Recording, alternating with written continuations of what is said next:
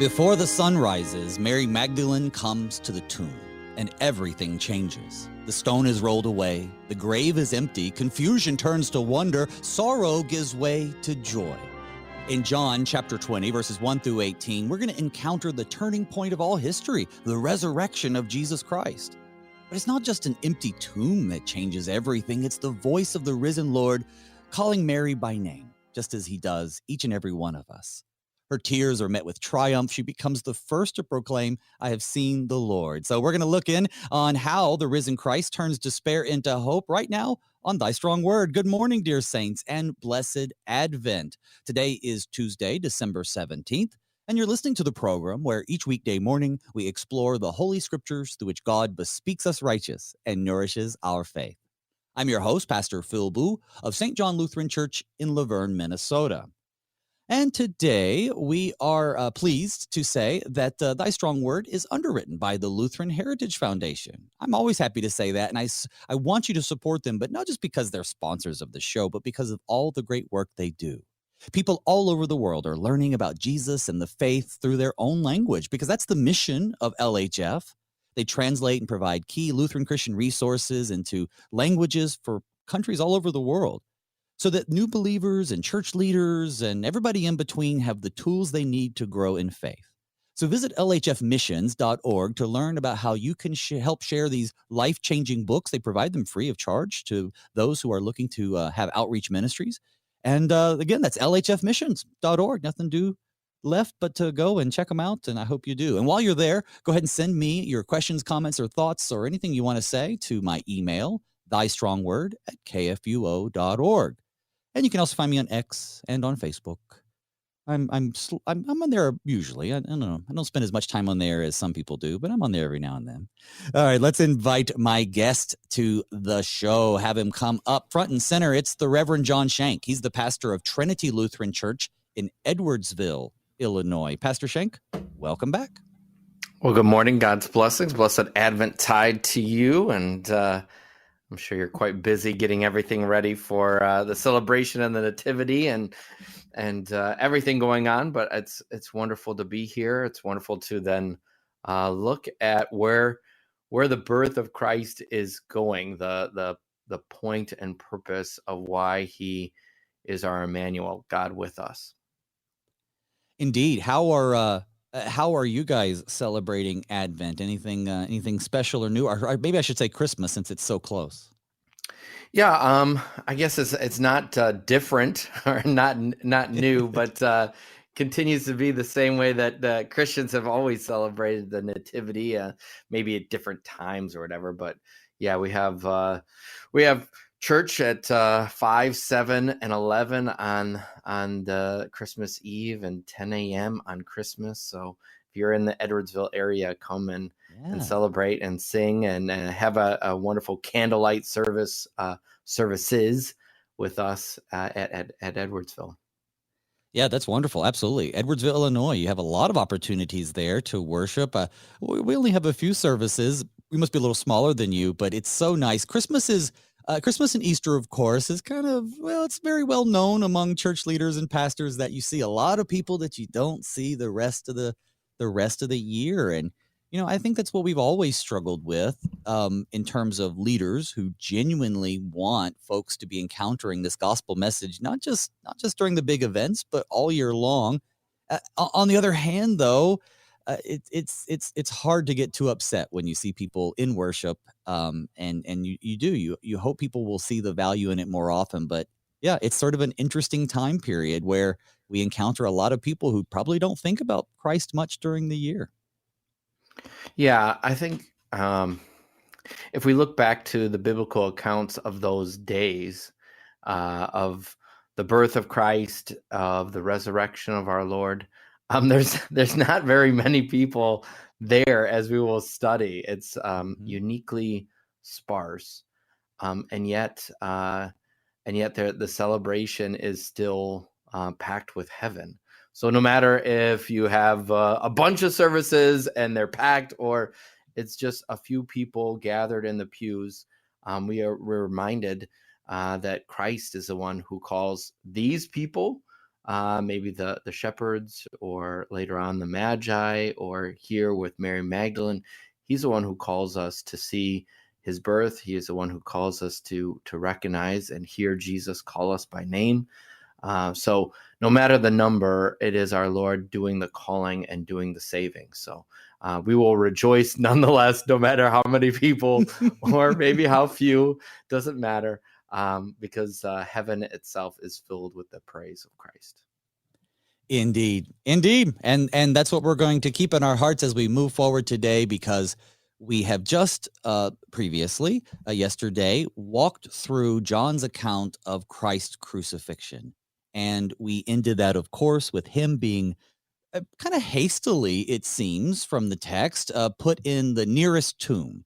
Joseph of Arimathea, likely using his own tomb, kind of stores Jesus for a little while. At least that's the impression that I get when I read it from John, that he knows that they're going to have to make some permanent arrangements at some point. They quickly apply spices to the Bible. They put him in a tomb that was nearby.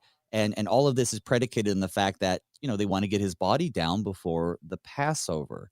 So as we go into our text today, we get to see the other side of that story. We get to see what happens the next morning. Now we know that the women are going to the tomb, although the focus in John here is mostly on Mary Magdalene. But the women are going to also prepare Jesus's body.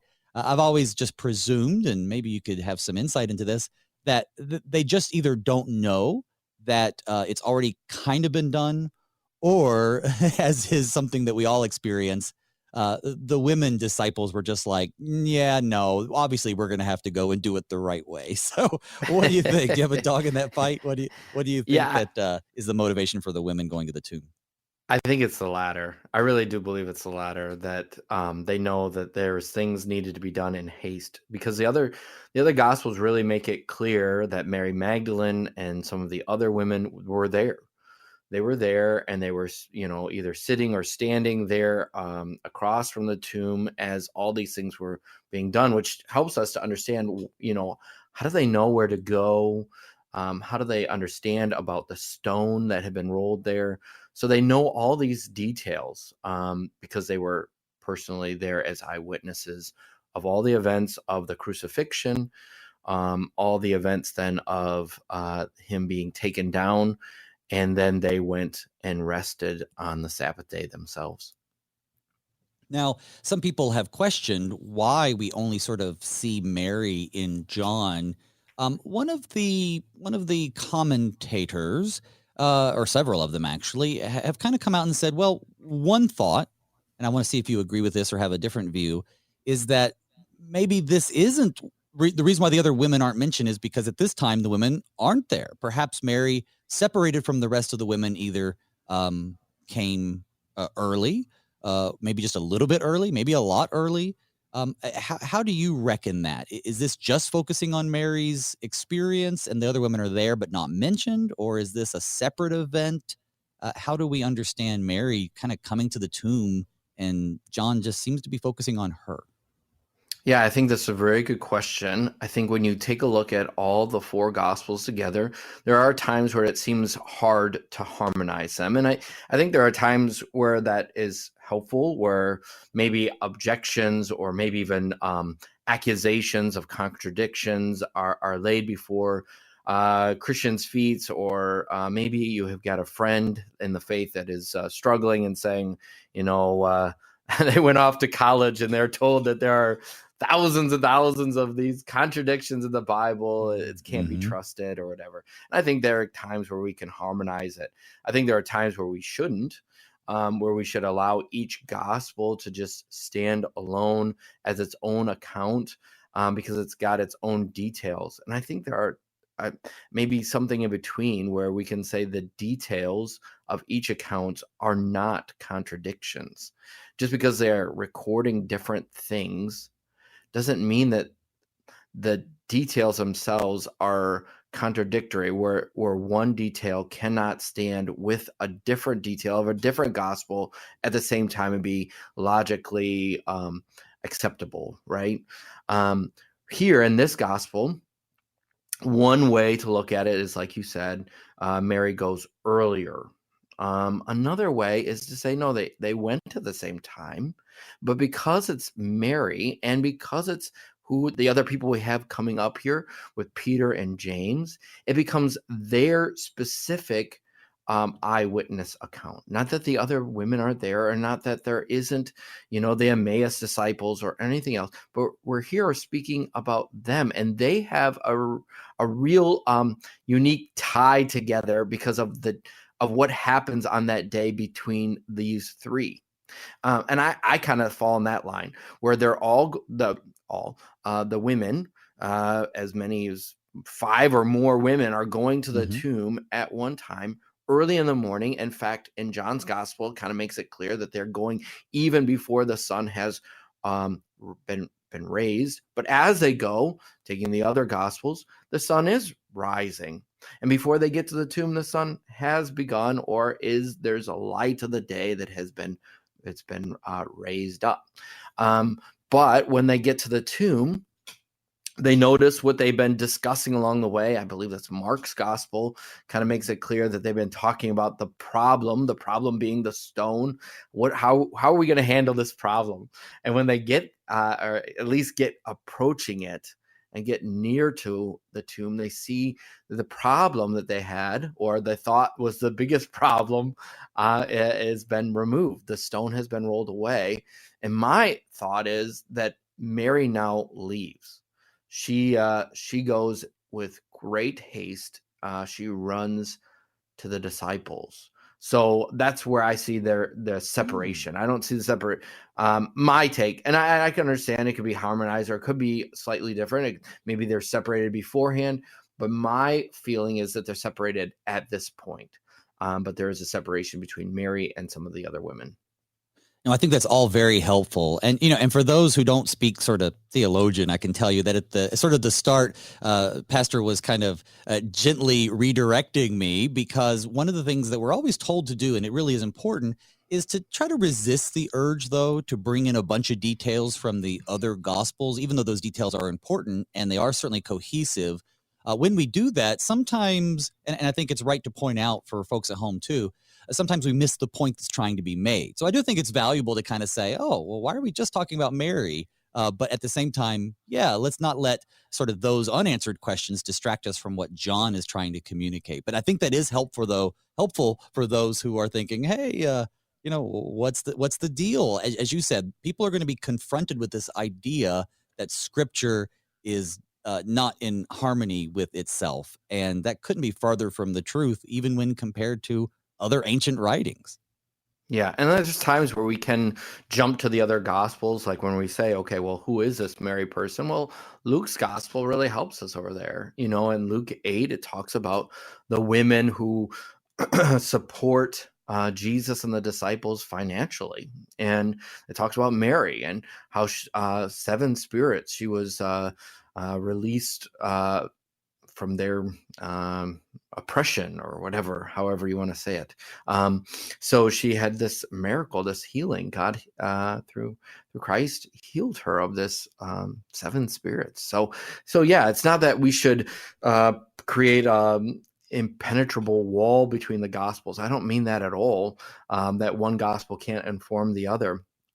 But like you said, sometimes we can allow the harmonization of all the gospels kind of muddy the waters, where we just lose the amazing facet nature of this specific. But it doesn't mean that we shouldn't or should be afraid, or it can't be done to harmonize. I really do believe it can be done. I was looking at one before our coming on to the radio, and man, this person on their little podcast, they within 5 minutes harmonize them, and it's like, oh yeah, it totally can be done, even though it is difficult, and we might have some differences of opinion, like you said.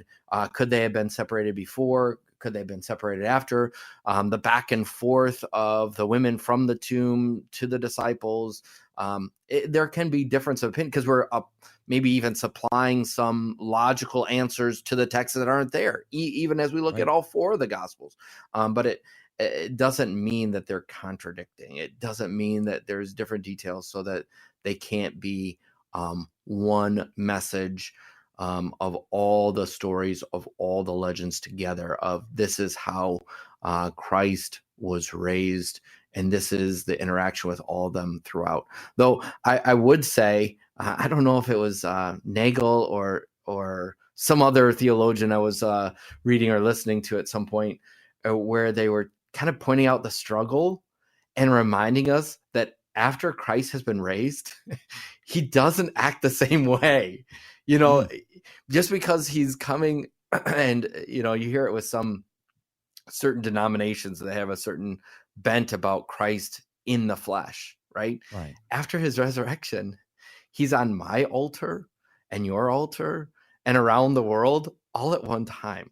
So that we don't need to say, well, he's here at this time, but he's over there at that time. So we have to separate the times. We don't anymore have to separate the time. Christ is everywhere in the flesh of Christ. That is, so yeah, I'm in one of those kind of like, right, mind blown things. Cause yeah, I obviously believe that, but had never considered that in light of some of these things, and one more thing before we actually read some of the text, one of the things that I also learned, and I think it's hard to communicate to people, so try to hear what I'm saying and not what I'm not saying, folks at home. But when you have, say, a supposed contradiction in the Bible or something that just doesn't make sense, often if you can, in a reasonable way, make it make sense by sort of inventing the context whereby it would make perfect sense, you probably have it wrong. Don't get me wrong, but the fact that it can be reconciled is proof that it is reconcilable. And we may not always have privy to how it is, but if you can come up with a way to reconcile it, that doesn't involve space aliens or something, then you can say, oh, this is reconcilable. I just don't know how. And I think that's fair. Otherwise, people are saying, well, the Bible is contradicting itself. And what they really mean is, I don't know enough about the Bible, the history, or what's going on to make this make sense. And that's more honest, at least. Amen. Yeah, and that's what we do with every eyewitness account. If you go to law school, if you talk about a lawyer or a judge or the instructions to a jury, that's what they would tell us to do. So why wouldn't we do it here? Why does the Bible have a different set of rules that makes it impossible to be true? The world is so prejudiced against the Bible that they would apply a separate rules to the Bible so that they can reject it with complete prejudice compared to a different eyewitness account about. I'll give one example. I was talking to my students just yesterday of trying to explain what a summary is, right? What is a summary? Going over the Lord's Prayer. And so I asked them, what'd you do this weekend? And they would talk about different things and really just kind of mainly only name one thing that they did over the weekend. And I'm like, well, is that all that you did? And then they start naming other things. And I'm like, well, did you name them in order even? They're like, no, I kind of named the most important. So when we talk about, and I didn't say, well, you're contradicting yourself, you're a liar. It's like, no, they're just naming it in the way that they wanted to recount it and to draw out what they thought is the most important thing. And they would draw other details in where it would help their story, right? And they weren't being contradicted, and nor are they being deceitful. And that's the same thing with all of our stories. We try to lay them out in a way that brings the main thing to the forefront, and the other details we'll bring in if it helps bringing the main thing forward. This is why someone very systematic in his historical approach, like St. Luke, the physician, is going to have a different approach than John, who is trying to tell things in a way that delivers the message. So yeah, there are different ways to tell the story or to even witness to these real accounts. And I think we're going to see that here in a few minutes. But let's go ahead and get some verses under our belt. I'm going to read from chapter 20 of the Gospel of John. I'll be reading from the English Standard Version, beginning with the first verse through, the 10th verse. Here we go. Now, on the first day of the week, Mary Magdalene came to the tomb early while it was still dark and saw that the stone had been taken away from the tomb. So she ran and she went to Simon Peter and the other disciple, the one whom Jesus loved, and said to them, "They have taken the Lord out of the tomb, and we do not know where they have laid him." So Peter went out with the other disciple, and they were going toward the tomb. Both of them were running together, but the other disciple outran Peter and reached the tomb first. And stooping to look in, he saw the linen cloths lying there, but he did not go in. Then Simon Peter came, following him, and went into the tomb, and he saw the linen cloths lying there, and the face cloth which had been on Jesus' head, not lying with the linen cloths, but folded up in a place by itself. Then the other disciple, who had reached the tomb first, also went in, and he saw and believed. For as yet they did not understand the scripture that he must rise from the dead. Then the disciples went back to their homes. Now, Mary's going to stay there for a while, or maybe this happened after the next section. We'll talk about that in a minute. But obviously, we got to talk about this race, right? Right? John wants to make it very clear that he reached there first. Is there a theological argument here beyond maybe him just slipping it in? I don't know. I know I'm being influenced by the very popular meme that's out there, but it's so true. It does feel kind of like, yeah, I beat the old man. I don't know. What do you think? Yeah, I mean, as getting to be an older man myself, and my son is passing me by, not only in height, but definitely in his ability to run. He's a cross-country runner, and he would get there way before I would. And it would not be a problem. But I think we see some respect there, or position, and maybe even fear on John's part. I don't know. I'm applying too much my own thoughts there, but he stays on the outside, and Peter, the ever eager one, goes in. And I mean, there's just so much detail here. It's mind blowing, right? That all this happens while it's still dark. It's in the morning, but there's darkness. In John's gospel, that's always a big deal. From the first chapter, right, where that light has come and shining in the darkness has not overcome it, to Nicodemus, to the storms in the middle of the night, we're on the sea, to here, where darkness is always a sign of disbelief, unbelief, sin, and what we need to be saved from, enlightened, a lack of knowledge, a lack of the truth. And they're standing in this lack of truth, a lack of faith. And her first feeling is it must have been stolen. She's not a crazy person. She's not a fanatic, right? Right. She's like you and me. If we saw an empty tomb, we'd be like, oh man, you killed him, and now you've taken his body. Like, this can't get worse. This just can't get worse. I'm going to go tell John. I'm going to go tell Peter. And so she does that. Maybe Peter and John are separated from those. Maybe not. Maybe they're all together, like it says in the other gospels. But for some reason, they're the ones that go. She comes back. She's walking. They're running.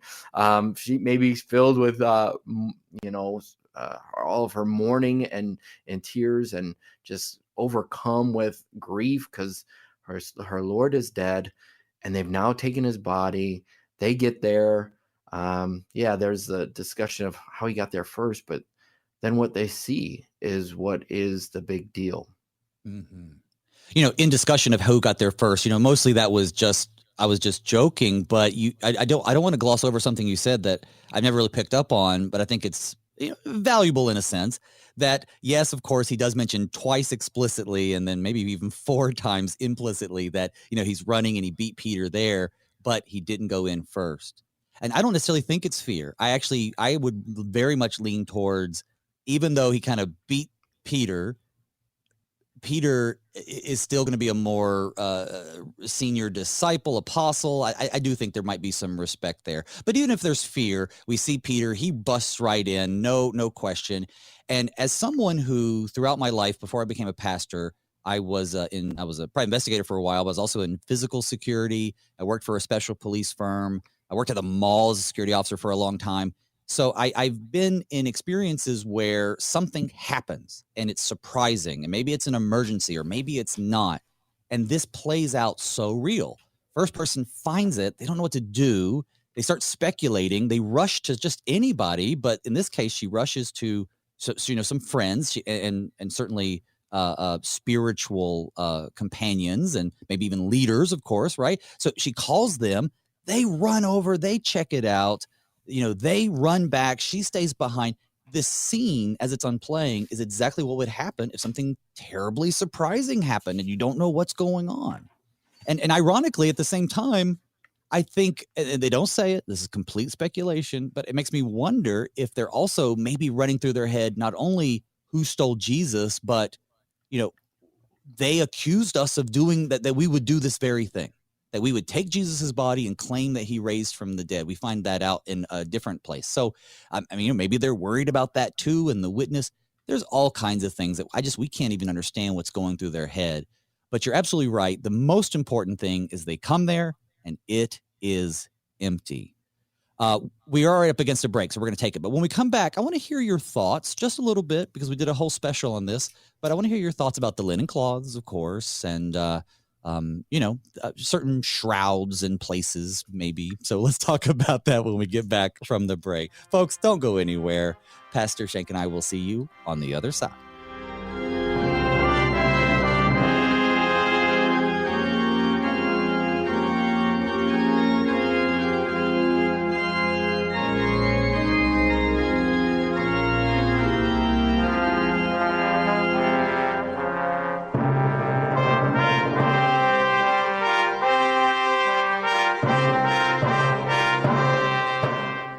Take a look around you. Look closely. Immigrants in the United States and their U.S.-born children now number about 81 million people, or 26% of the population. So chances are there's someone right in your community who doesn't speak English as a first language and who doesn't know Jesus. The Lutheran Heritage Foundation can help by providing you with free Lutheran books translated into over 90 languages. See their complete list of catechisms and Bible storybooks at lhfmissions.org.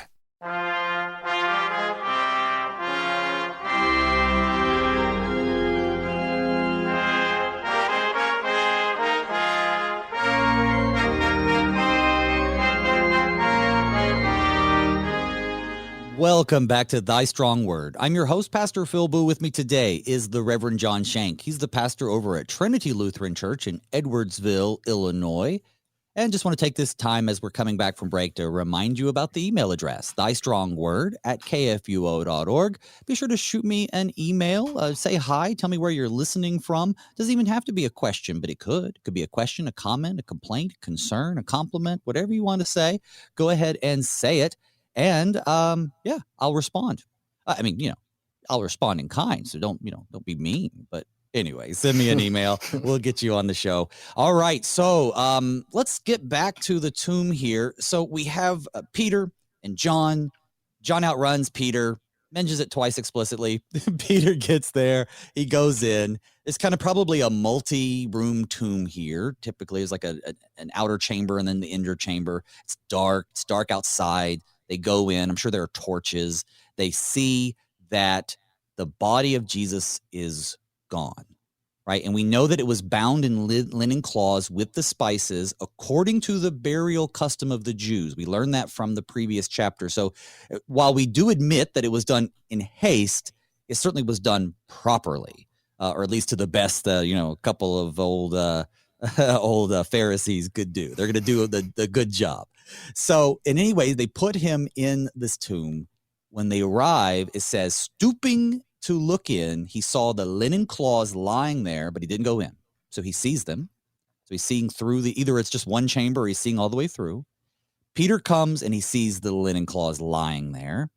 And then here's what we get. The face cloth, which had been on Jesus's head, was not lying with the linen cloths, but folded up in a place by itself. Now, correct me if I'm wrong or if you have a different understanding, but I've read in a couple places that the face cloth isn't something that covered his face, but perhaps it was more like something that would have wrapped like under his chin all the way around his head in order to keep the decedent's mouth closed. Do you have any idea about that or anything about the shroud which was over Jesus and why we're being told so many specifics about how it was positioned?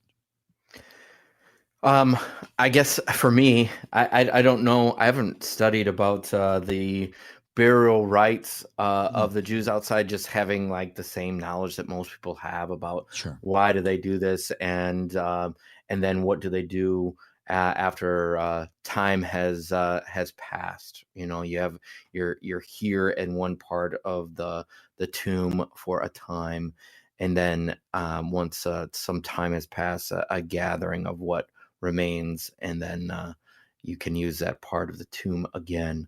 And then that it would, having these wrappings and things would then be beneficial for that practical realities. I thought you were going to ask about the different shroud. It's because I'm just building a little bridge, building it up.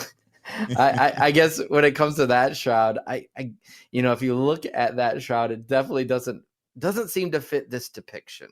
No, right? It doesn't. I guess I always want I want to believe it's true.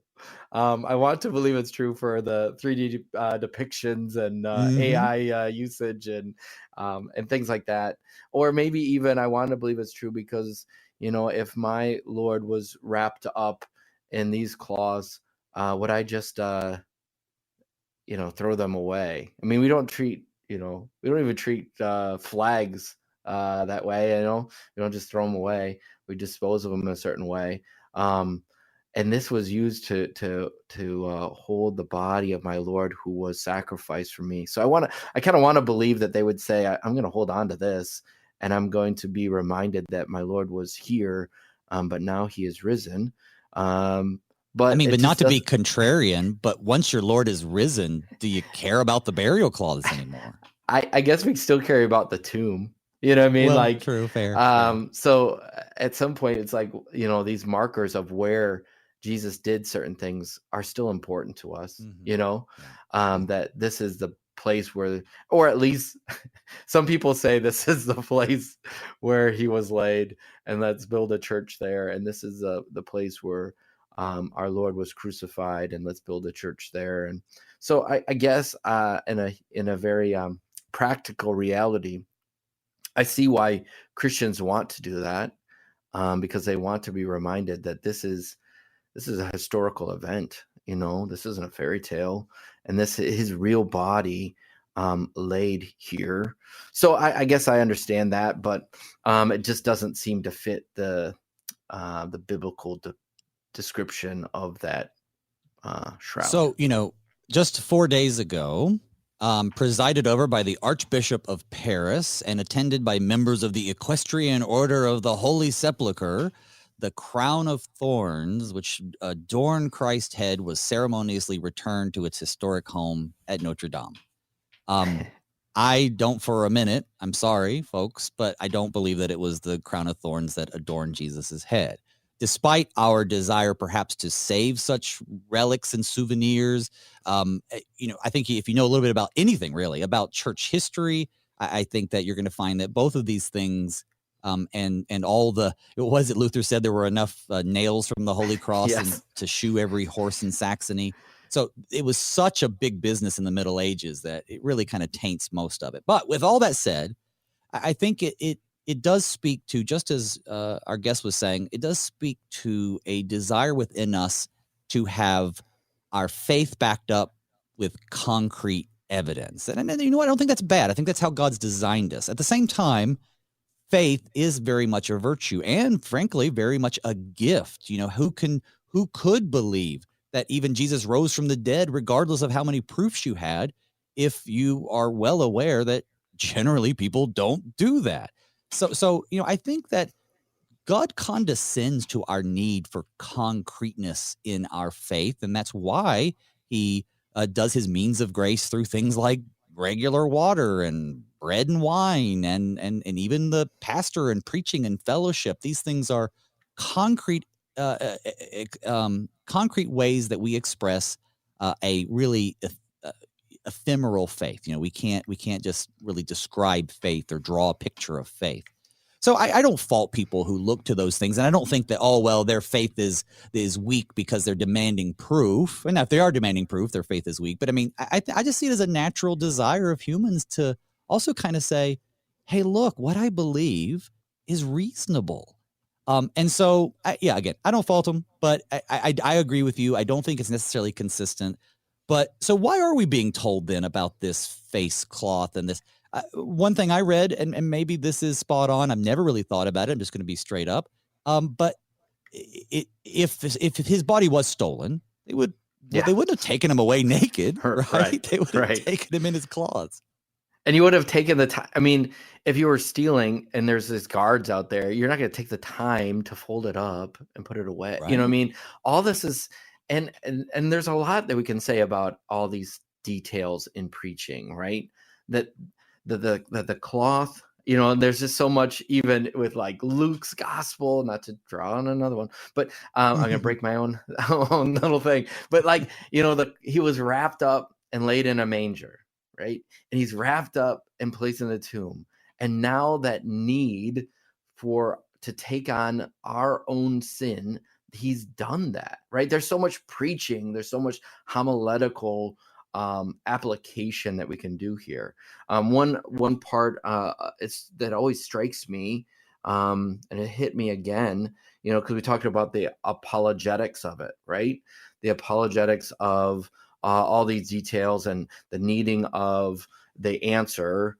But it seems like the reality of the empty tomb was not an apologetical proof to them. It was the thing that created the doubt, right? They've got an empty tomb. The answer is someone stole the body, right? So as much of the proofs are there, the thing that is needed, which then the things that you're talking about, the realities of the sacraments gives to us, we need the physical Christ.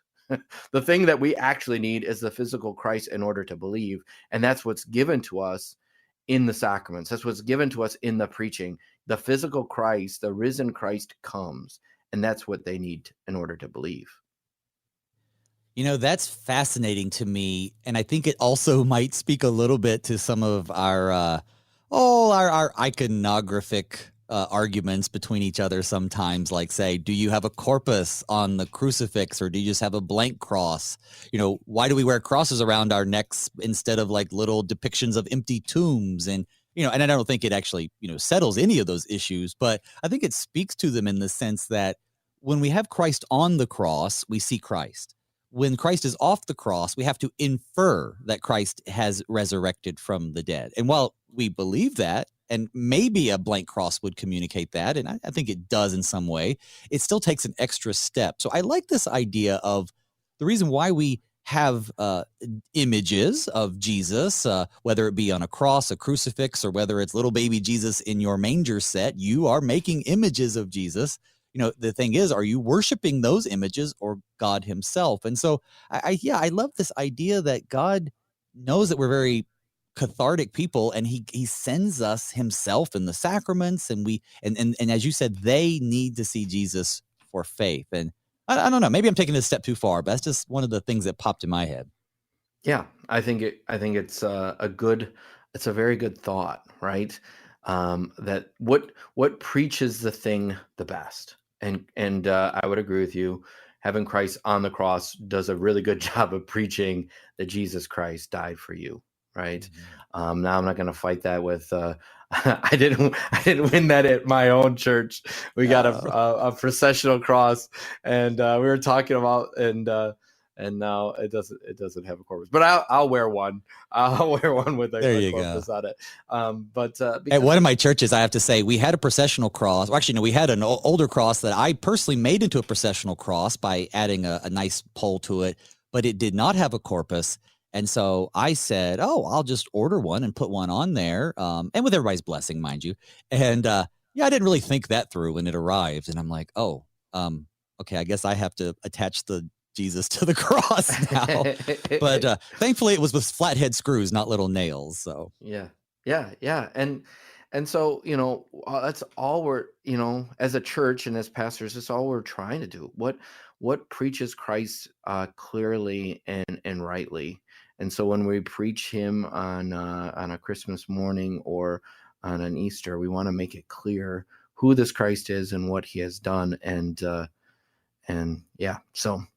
that's all I have to say about that. Yeah, let's move on then. So we have now the disciples go back to their homes or where they were staying in Jerusalem, right? And then verse 11. But Mary stood weeping outside the tomb, and as she wept, she stooped to look into the tomb. And she saw two angels in white sitting where the body of Jesus had lain, one at the head and one at the feet. And they said to her, "Woman, why are you weeping?" She said to them, "Well, they have taken away my Lord, and I do not know where they have laid him." Having said this, she turned around and she saw Jesus standing, but she didn't know it was Jesus. Jesus said to her, "Woman, why are you weeping? Whom are you seeking?" Now, supposing him to be the gardener, she said to him, "Sir, if you have carried him away, tell me where you have laid him, and I will take him away." Jesus said to her, "Mary." And she turned and she said to him in Aramaic, "Rabboni," which means teacher. And Jesus said to her, "Do not cling to me, for I have not yet ascended to the Father, but go to my brothers and say to them, I am ascending to my Father and to your Father, to my God and your God." And Mary Magdalene went and announced to the disciples, "I have seen the Lord," and that he said these things to her. So that's the end of all of our text for today. It continues with the disciples locked in the room, and that's going to be tomorrow. But so Mary, it seems as though the disciples leave and she stays behind weeping outside the tomb. I suppose it's possible that John is returning to something that happened earlier before she first went to the disciples. Regardless of the chronology, there's a lot of things to unpack here. She sees the angels, they talk to her, Jesus talks to her. What do we make of it? Yeah, I could understand the timing, but I do think that this is after, so there's this back and forth. So again, I'd be willing to be corrected. I'm always close to willing Jerusalem. to be corrected. No, this is close to Jerusalem. Them going back and forth is well within the realm of possibility. And then in that way, if you look at the other gospels, it seems like there is a separation of the women. The women have an encounter with Jesus too. They're going back. She's coming back, and she goes back and forth. In my opinion of it, and so she's there, having seen the empty tomb, having seen the stone rolled away, goes to the disciples, just says they have taken my Lord. They go there. Peter comes kind of still with that conclusion. If you look at, Luke 24:24 kind of still comes to that. John has his own conclusion, but it seems to be a kind of like a secretive, maybe he's been raised from the dead, but he doesn't tell the rest that in Luke 24:24 until after. So, and then it seems like Peter then has his own encounter with Christ if you take that Emmaus disciples interaction when they come back. So there is many encounters with Christ on that day. So then when she comes back again, maybe they have already left, or maybe they I don't know. But it seems like now we're just focusing again on Mary herself there, and she's looking in and sees angels. She doesn't have that normal reaction when people see angels, but they talk to her, but they don't yell out, he's been raised at this time. They're asking, why are you crying? First interaction isn't telling her about the resurrection. It's Jesus. Jesus gets to be the announcer of the resurrection. That's a really good point too. Like, why not just sort of relieve her of the burden she's feeling? They ask her why she's crying, but they don't immediately satiate those cries. But yeah, Jesus is the one who does that.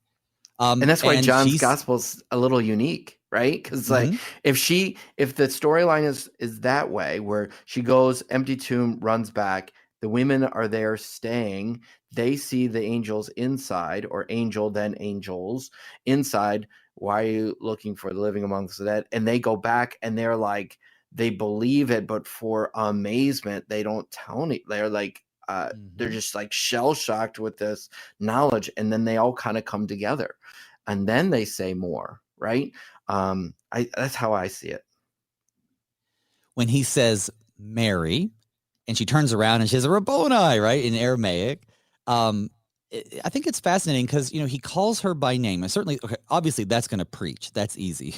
But sort of on the ground, Jesus says Mary. I mean, it doesn't say specifically that he was hiding himself or his appearance from her, although he has done that. It's documented. So I wonder in my brain whether or not she is just not recognizing him out of grief until he actually says her name, or Jesus is withholding his identity from her until that moment.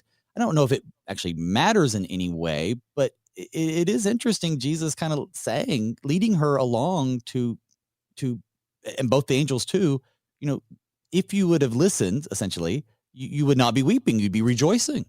So why are you weeping? Who are you looking for? Kind of like when he says, what did you expect to see when you went out to the wilderness? John, you see him dressed in, nice clothing and soft clothing, which many preachers around the world preach wearing rose paraments. And I'm in my cassock and surplice talking about, soft clothing. And I'm thinking, oh, this is just about as bad as on Ash Wednesday when we talk about washing our heads. But in any case, So I don't know.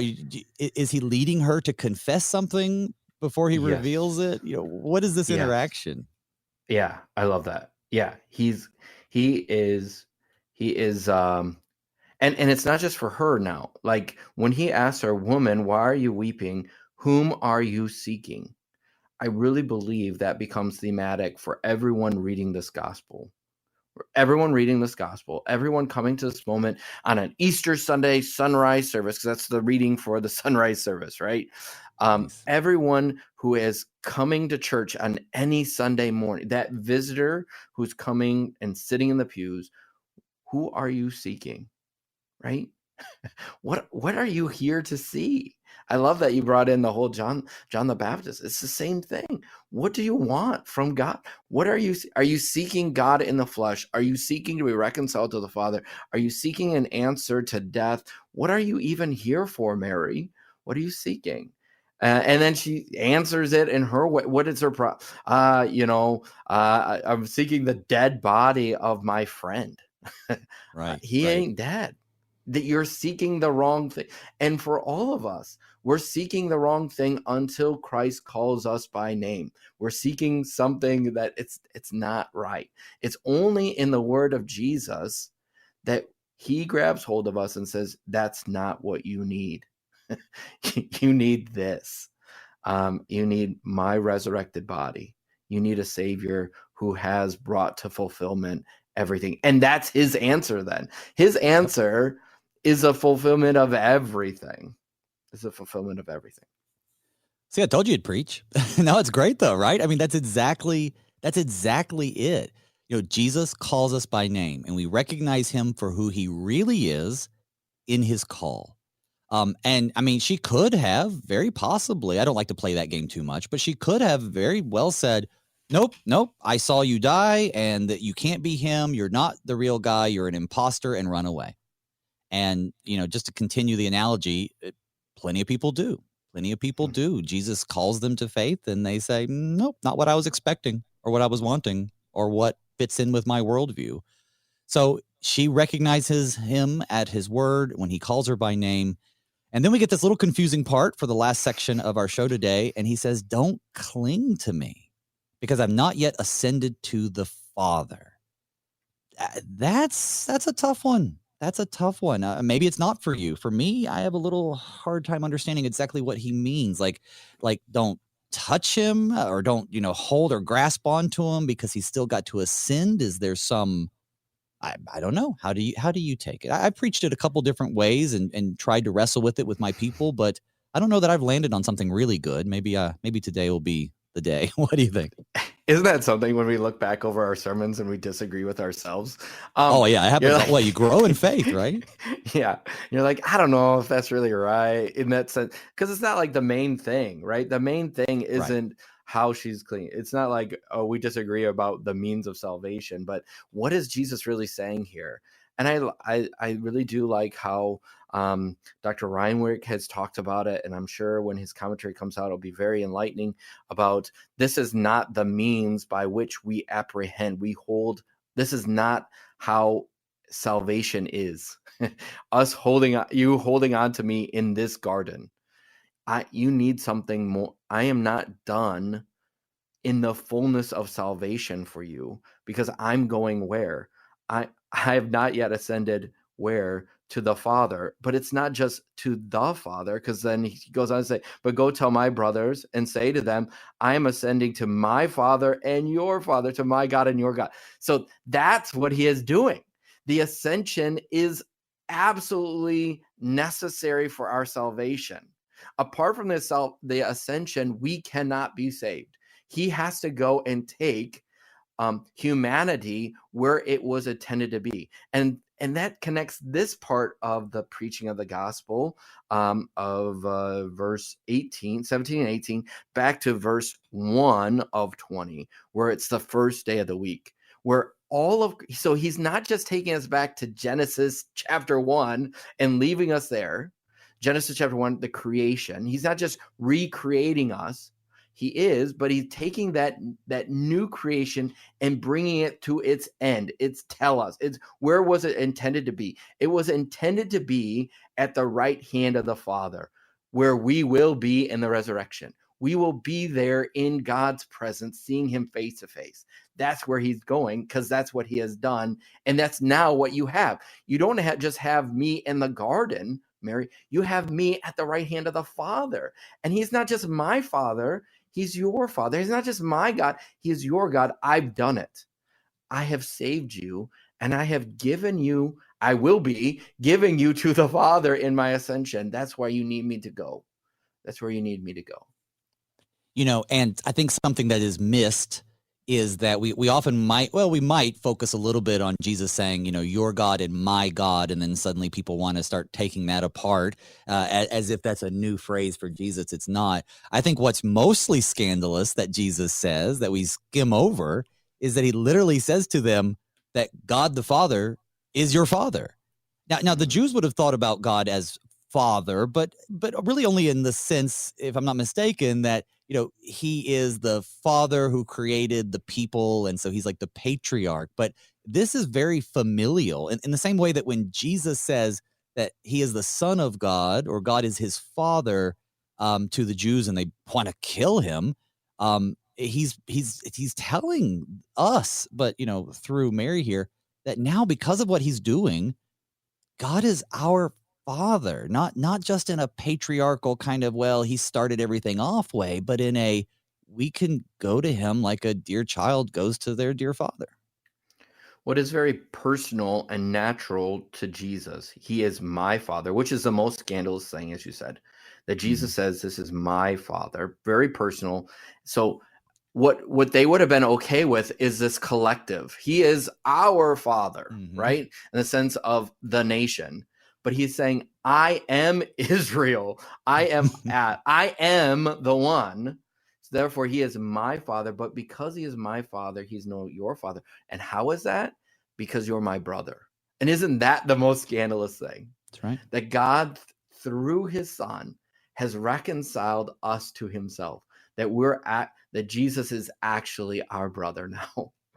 And so he's not like, I'm going to come to them and they're in deep trouble.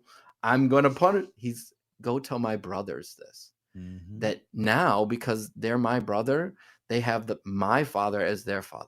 The fullness of the reconciliation, full of this whole redeeming act has brought to completion all that God ever wanted for us.